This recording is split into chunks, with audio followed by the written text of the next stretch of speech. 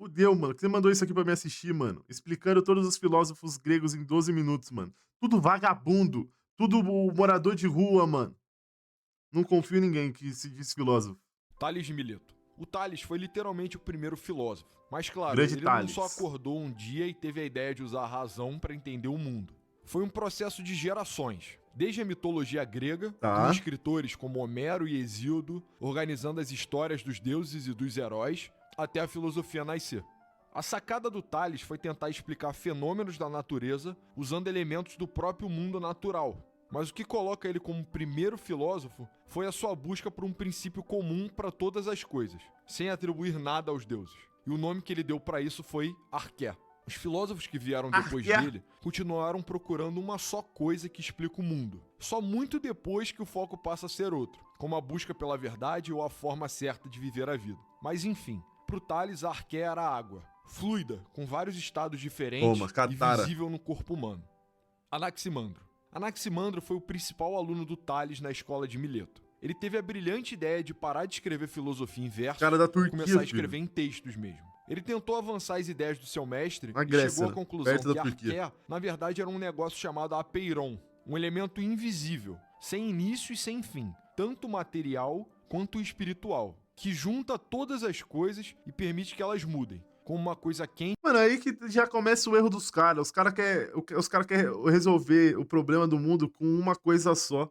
Como se uma coisa só fosse capaz de resolver tudo. Por isso que a filosofia é um erro. Não é, Bed? Ficar fria ou uma seca ficar molhada. O apeiron é que permite que o homem observe as mudanças de estado na natureza e possa filosofar sobre elas. Ele apontou para um caminho mais metafísico do que o Tales para explicar o mundo. Anaxímenes. Fechando o trio dos filósofos de Mileto, o Anaxímenes achava a ideia do seu professor Anaximandro ruim.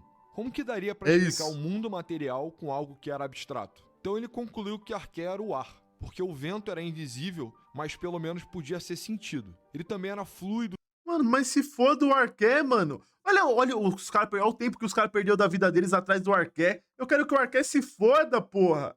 suave e para os gregos da época era como a alma. Anaxímenes acreditava que a matéria tinha sido criada pela condensação do vento e que o mundo vivia suspenso no ar. Ele Beleza, mano. foi o último pensador da cidade de Mileto, já que logo É porque não tinha mais nenhum, né? depois dele morrer, ela foi destruída pelos persas, que fizeram um genocídio da população. Por pouco a filosofia não acabou, mas por sorte as ideias colaborativas da escola de Mileto já tinham se espalhado por todo o mundo grego. Pitágoras. Você deve conhecer o E Pitágoras a teoria de Pitágoras, mano. Que é. A temática já foi faz tempo. por conta dos triângulos, mas talvez não saiba que ele era líder de uma sociedade secreta. Os pitagóricos acreditavam na existência de uma realidade superior, regida por leis matemáticas que guiavam a ordem do nosso mundo material. E ele estava certo. Ele previu constantes matemáticas como velocidade da luz, a força da gravidade e Caralho. tantas outras. O problema é que para aprender as ideias do Pitágoras, você precisava fazer parte do culto secreto dele, que envolvia I shot out? venerar Ele mesmo, né? números, nunca comer feijão, fazer um voto de Cara, não pode comer um feijãozinho carioca? silêncio, idolatrar galos brancos e reencarnação. Por que brancos? O mais engraçado é que os Aquele vídeo do negão do Dexter lá olhando. relatos sobre o Pitágoras sempre tratam ele como um homem mágico ou o fazedor de milagres. Então talvez o culto gnóstico do Pitágoras soubesse de alguma coisa. Heráclito. Se lembra que o Tales disse que tudo Esse, era esse eu já nunca ouvi falar. água e que o Até agora eu só ouvi falar do Pitágoras. Anaxímenes disse que tudo era ar? O Heráclito continuou a festa Tudo é fogo. e quis fazer diferente, dizendo que tudo era fogo. Ah, mas aí esse cara é o mais trouxa de todos. Porque o outro falou, tipo, o primeiro falou que tudo é água, porque tem no corpo humano e é o que a gente mais precisa e é o bagulho fluido. Aí o outro foi na linhagem do vento, que, pô, não dá pra ver, mas dá pra sentir, tá ali nas coisas. Esse aí só quis aparecer. Ele falou: ah, tem o fogo e a água, eu vou completar o avatar aqui, eu sou o fogo, porra. Heráclito era um idiota. Mas a sua visão era mais simbólica. Ele acreditava que a realidade do mundo é que nada permanece igual. No seu exemplo mais famoso, é impossível entrar no mesmo rio duas vezes, já que a natureza do rio é o fluir da água. Então ele Caralho, que visão, hein? Isso aí é absurdo, pô. É verdade, você não vai entrar no rio, o rio já a água daquela água que você entrou, já foi, você nunca mais vai achar ela, mano. Nunca é exatamente igual em dois instantes diferentes. Nunca Ele pensei assim. acreditava que tudo na vida era assim, que a característica fundamental das coisas é que elas estão constantemente mudando. Legal. Parmênides. Mas e o fogo, filha da puta, o que tem a ver, mano? Se o Heráclito fosse o Messi, o Parmênides seria o Cristiano Ronaldo. Ele acredita exatamente no oposto, que nada nunca muda. A lógica dele é mais ou menos assim. Tem o ser e o não ser. Um ser não pode Tá. surgir do não ser. Então tudo que é, sempre foi. E mais ainda, O lance de, né, quem veio primeiro, o ovo ou a galinha. para uma coisa mudar, ela precisa virar algo que não existe agora. Logo, um não ser. Mas aí volta. Se uma coisa não é, Aí que vem o ser ou não ser, ó. ela não pode gerar nada. Então ela tem que ser alguma coisa pra não ser algo. Mas ela não. Ué, mas a criança nasce, ela é algo, né? Sempre tem um processo, né? Vai o sêmen, papum, é verdade. Então não pode passar a ser. Então as coisas que são imutáveis. É, bem complexo. Mas, no mundo real, a gente claramente vê as coisas mudando. Isso quer dizer que o Parmênides era burro? Talvez, mas ele tinha uma boa resposta para isso. Para ele, os sentidos humanos não devem ser usados para chegar na verdade, já que eles podem nos enganar. A verdade só é atingível através da razão. E é dessa verdade, imaterial e que é a essência de todas as coisas, que ele estava se referindo ao dizer que nada muda. Cala a boca, pô, Parmênides. Tomar no seu cu, mano. Demócrito. O Demócrito é mais um que entrou para a festa da Arqué, mas ele fez uma proposta diferente. Ao invés de elementos, ele pensou: e se eu dividisse as coisas infinitamente? Uma hora ou outra eu vou chegar em algo indivisível.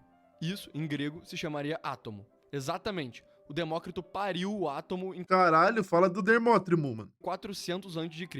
Em cima disso, ele propôs que o mundo todo é composto por diferentes átomos que podem se unir de formas diferentes, e que tudo o que acontece consegue ser explicado pela interação desses átomos, quase como que engrenagens de um Pô, mas é. Eu faz tempo que eu saí da escola, mas é meio que isso, né? A gente é formado por pequenas partículas de uma fita e isso vai se formando outra fita. relógio. Então, ele também discorda do Parmênides, dizendo que é sim possível descobrir a verdade através do mundo material e dos sentidos. Xenófanes. Xenófobo? A proposta dele Xenofobia? pro Arqué é mais diferente ainda. Caralho, esqueceram essa porra desse arqué ainda, mano. Já chegou no xenófobo. Ele ficou bem no limite entre filosofia e teologia, já que foi um dos primeiros a falar de um deus uno, todo-poderoso, e que seria o Arqué. Ele não gostava da ideia de que os deuses gregos eram iguais aos seres humanos, Ah! corruptos e cheios de falhas. Para ele, claramente, o que manda no universo era um só Deus, e esse Deus não teria nada a ver com os humanos, sendo impossível se comunicar com ele. Seria uma força una, eterna, imutável e tão distante da humanidade que não daria para saber nenhuma característica dele além dessas. Sócrates. Mano, aí é que entra, né? Oi! Darkzera Nossa mandou senhora. R$10,22. Coletânea. Vou mandar esses 6 vídeos na ordem, é uma história pra ver se tu gosta. Tá. Vídeo 1. Vídeo 2. Vídeo 3. Três. Vídeo 4. 4. Vídeo 5. Vídeo 6. 6. Valeu, Dark. Sócrates é considerado o pai da filosofia, tanto que todo mundo que veio antes é Esse aqui já é famoso. Mas aqui que tá, né? O xenofóbico aí. Ele foi o cara que ficou mais perto da teologia, onde ele colocou como o Tremembé lá, qual que é o nome do bagulho? O Arqué, como o bagulho, a parada celestial, né? Algo divino. O mais. É fora falar isso porque vira na religião, né? Mas nos termos de filosofia, ele é o mais preguiçoso, né? Mais vagabundo. Ah, como que explica tudo? Com algo inexplicável. Aí ele falou aí, ó, é divino. Essa porra, foda-se. Preguiçoso, mano, xenofóbico. Sócrates. Sócrates Esse é Gold, mano. Jogou no Corinthians, no São Paulo. é considerado o pai da filosofia, tanto que todo mundo que veio antes é chamado de pré-socrático. Mas a verdade é que a gente só sabe que ele existiu porque alguns discípulos escreveram sobre ele. O Platão também, que é grande. Sócrates mesmo provavelmente não sabia escrever e já era um homem velho quando o oráculo de Delfos o avisou. Pô, mas aí, ó. Aí vagabundo fala, nosso presidente é analfabeto. O maior filósofo da história também. Fala do sem dedo. Você é o homem mais sábio da Grécia. O que ele fez depois de saber disso é que iria mudar o mundo para sempre. O Sócrates simplesmente começou a fazer perguntas para os homens mais inteligentes de Atenas. E quanto mais ele perguntava, mais ficava claro uma coisa: todo mundo era burro e não sabia nada. É igual eu na live falando com vocês, mano. conhecimento dos sábios era baseado em achismos e invenções. Eles se enrolavam sempre que eram questionados. Sócrates realmente virou mais sábio porque ele afirmou: só sei que nada sei. Esse jeito do Sócrates inspirou os jovens atenienses da Humildade. época, mas deixou os anciãos revoltados. E por esse motivo, o Sócrates foi condenado à morte. Deram a chance dele fugir, mas ele Caralho. preferiu morrer para simbolizar o seu sacrifício em busca da verdade, especialmente para o seu principal aluno, Gorgias. Esse ainda não é o aluno, na verdade é o grande inimigo do Sócrates. Caralho, Ele foi um rival? dos principais sofistas, que era um grupo de homens estudados que ensinavam técnicas de oratória para qualquer um que pagasse. O foco dos sofistas não era em argumentar para alcançar a verdade, mas sim em manipular os ouvintes com emoções e com preconceitos para convencer eles de qualquer coisa que beneficie o orador. Igual é hoje, né? Bem a atualidade. Gorgias ficou famoso por dizer que é impossível entender a realidade, já que cada pessoa interpreta o que vê de forma diferente. E mais que isso, mesmo que desse para entender a realidade, seria impossível falar dela para outra pessoa, já que como todos são diferentes, cada pessoa ia entender o significado das ideias da própria forma. Platão. Playboy, milionário, campeão de luta livre, shapeado, Platão não tinha nenhuma Caralho, todo arrombado. semelhança com seu mestre, mas mesmo assim, foi o aprendiz mais famoso e o fã número 1 do E a caverna de Platão. Sócrates. Com, Platão com dinheiro é fácil, né, meu truta? Tem tudo, agora pra estudar vai ficar fácil vagabundar e estudar filosofia. seguiu as orientações do professor e decidiu avançar em temas mais complexos e mais abstratos. O que é agir corretamente? Como nos relacionamos com objetos? O que é o belo? O que a alma faz? Como devemos governar a sociedade? Mas a ideia central do Platão é uma síntese do Parmênides, do Heráclito e do Pitágoras. Todas as coisas existem em duas dimensões. Uma é material e imutável, que sentimos com os nossos sentidos, e Ok. por isso é imperfeita, e a outra habita em um plano ideal, perfeito e que não muda. Essa o filósofo só encontra com a razão. Para toda cadeira que você vê com seus olhos, existe uma forma ideal. Do mesmo jeito, toda a justiça praticada no mundo é imperfeita. Existe uma forma ideal?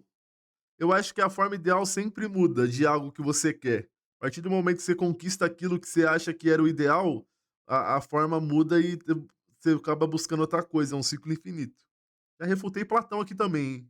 Já que existe uma expressão ideal dela no mundo das ideias. Se você não se ligou, esse é o conceito filosófico do mito da caverna e do platonismo de forma geral. Mas enfim, o legado do Platão é gigantesco. Inclusive, ele fundou o primeiro lugar dedicado ao estudo da filosofia, a academia. Lá ele formou Olha o carinha. toda uma geração de pensadores, mas especialmente o próximo da lista. Aristóteles Mano, é culpa dele ter escola? Filha da puta, mano. foi o aluno estrela do Platão, que escreveu de tantos assuntos quanto seu mestre. Mas a sua principal contribuição foi evoluir o conceito do Platão de mundo sensível versus mundo das ideias. Para ele, ao Esse invés também é famoso, tá? do mundo das ideias ser o principal e o mundo material ser cheio de cópias imperfeitas das formas ideais, ele inverteu a lógica. As formas, na verdade, vêm do mundo material. Então, uma forma ideal existe porque é a abstração derivada de um conjunto de coisas materiais que compartilham a mesma essência. Aqui ficou meio confuso, mano. Ah, eu já não gosto desse cara. Porra, faz o básico, irmão. O Marco já dizia. A forma da cadeira existe porque é a ideia que une todas as cadeiras e que dá para elas a sua essência. A justiça verdadeira Tá. deriva de todas as tentativas de fazer justiça feita pelos Mas onde está a cadeira verdadeira e a justiça verdadeira? Aí que tá. homens. Então, acreditando que dá para estudar o mundo visível para conhecer os princípios que ordenam a realidade, o Aristóteles inventa a física, a biologia, a geologia e outros estudos empíricos. Caralho, esse cara é brabo. Inventou a porra toda, filho.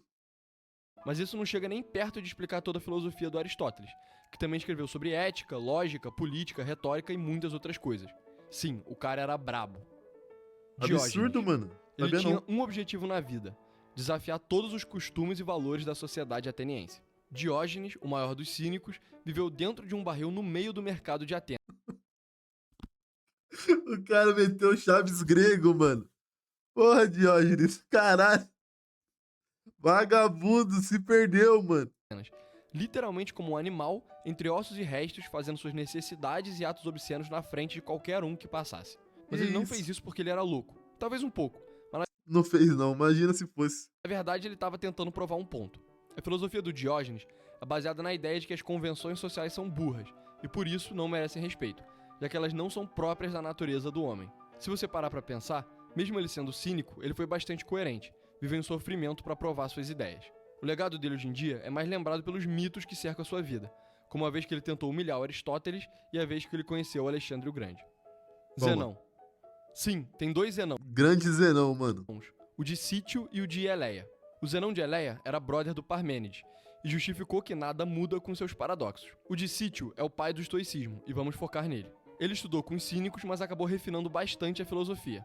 Ao invés de dizer que você precisa negar ao mundo, as normas sociais e o dinheiro para ser feliz, ele propõe que basta você não ter apego a essas coisas. Então você pode participar do mundo, mas deve reconhecer que muitas vezes as suas expectativas não se concretizam e que dane-se isso. A vida boa Esse é mais suave. é uma vivida de acordo com o universo, aceitando tanto as coisas boas como as ruins que ele leva para sua vida e agindo de forma Nem tudo dá pra ser resolvido, mano. corajosa e verdadeira, independente do resultado. Séculos depois, o Marco Aurélio, imperador de Roma, vai viver segundo o estoicismo e popularizar esse pensamento para a eternidade. Fala dele. Epicuro.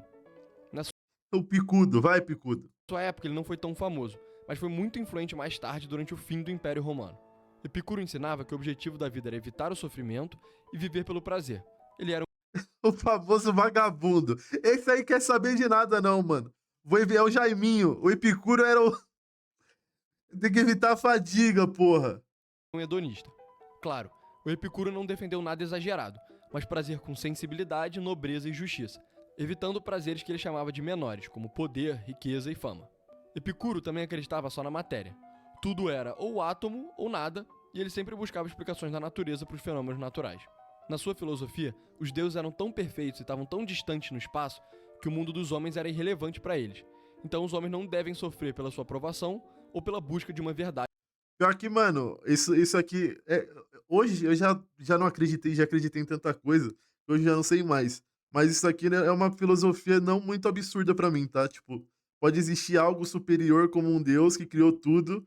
Só que, mano, é muita coisa, tá ligado? Ele criou e foi criando e foda-se. A gente não é tão importante quando a gente pensa. Transcendente. Fala galera, se você gostou do vídeo, não se esquece de curtir, Brabo. comentar, se inscrever, seguir a gente no Instagram, seguir a gente no TikTok, seguir a O nome do cara é Pessoa? gente no Twitter, seguir a gente no Spotify. Se você gostou de verdade, virar membro e entrar no nosso Discord. Valeu! E, como sempre, terça-feira que vem vai ser a lista de todos os filósofos. Então se inscreve. Feliz filósofo? Brabo. Bom vídeo, mano. Aí, ó, aprendi tudo de filosofia, mano. Daqui a 3 minutos eu vou esquecer tudo. Mas o que vale é o que tá valendo.